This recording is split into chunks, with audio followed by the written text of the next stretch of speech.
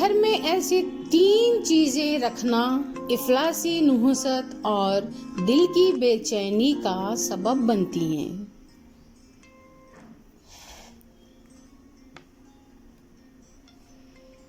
اگر آپ کے پاس یہ 3 چیزیں ہیں تو فوراً نکال کر کے پھینک دیجیے۔ ویڈیو بڑی مزیدار بننے والی ہے اور بہت جانکاری کی بننے والی ہے۔ ویڈیو بنا اسکپ کیے ہمارے ساتھ بنے رہیے۔ وہ 3 چیزیں کیا ہے آئیے جانتے ہیں۔ السلام علیکم ورحمۃ اللہ وبرکاتہ۔ بسم اللہ الرحمن الرحیم۔ اعوذ باللہ من الشیطان الرجیم۔ شروع کرتی ہوں اللہ تعالیٰ کے اس پاک نام سے جو بڑا مہربان نہایت رحم والا ہے۔ بنا اسکپ کیے ویڈیو کے ساتھ اور ہمارے ساتھ آخر تک بنے رہیے اور دل لگا کے سنیے۔ شاید آپ کو یہ باتیں معلوم ہوگی لیکن کچھ لوگ ہوتے ہیں جن کو معلوم نہیں ہوتی، تو یہ ویڈیو ان کے لیے ہے۔ اس ویڈیو میں آپ کو بتایا گیا ہے کہ گھر میں رکھی ایسی کون سی 3 چیزیں ہیں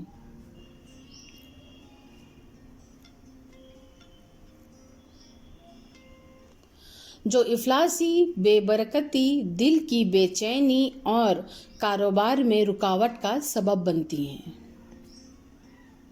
بہت دھیان سے سنیے، ویڈیو بہت آپ کے کام آنے والی ہے اور بہت مزیدار ہونے والی ہے۔ بہت جانکاری آپ کو حاصل ہونے والی ہے اس ویڈیو سے۔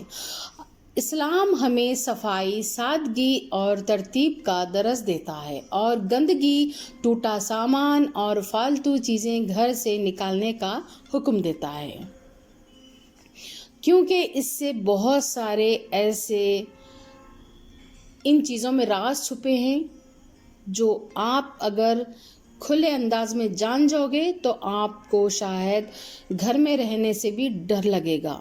اگر ایسا پوری جانکاری چاہیے تو مجھے بولیے کمنٹس میں۔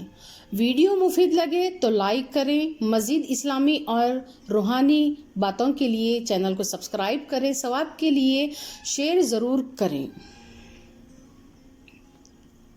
اور بیل آئیکن آل پہ پریس کر دیجئے تاکہ ہماری سب سے آنے والی لیٹسٹ ویڈیو کی نوٹیفیکیشن آپ تک پہنچے۔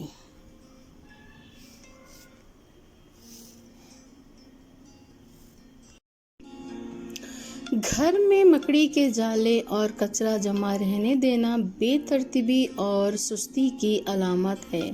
اس سے برکت کم ہو جاتی ہے۔ گھر کے کونوں میں گندگی چھوڑ دینا صحت اور سکون دونوں کے لیے نقصان دہ کی علامت ہے۔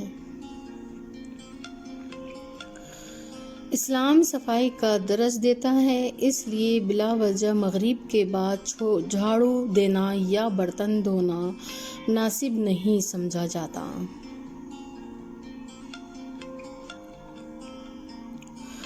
آدھی رات کو بلا ضرورت گھر سے باہر نکلنا عدم تحفظ اور بے احتیاطی ہے۔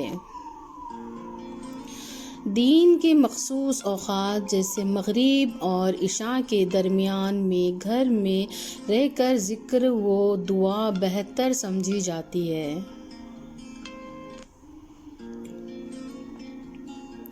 صاف ستھرا منظم اور ذکر الہی والا گھر رحمت، سکون اور برکت کا ذریعہ بنتا ہے۔ یہ سب ہمیں آخرت کی یاد دلاتا ہے، کیونکہ موت اور اجل اللہ کے ہاتھ میں ہے، اس لیے ہمیں وقت رہتے سنبھل جانا چاہیے۔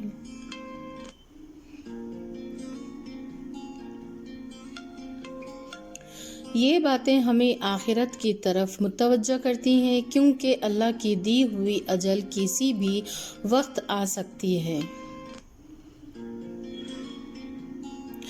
وآخر دعوانا ان الحمد للہ رب العالمین۔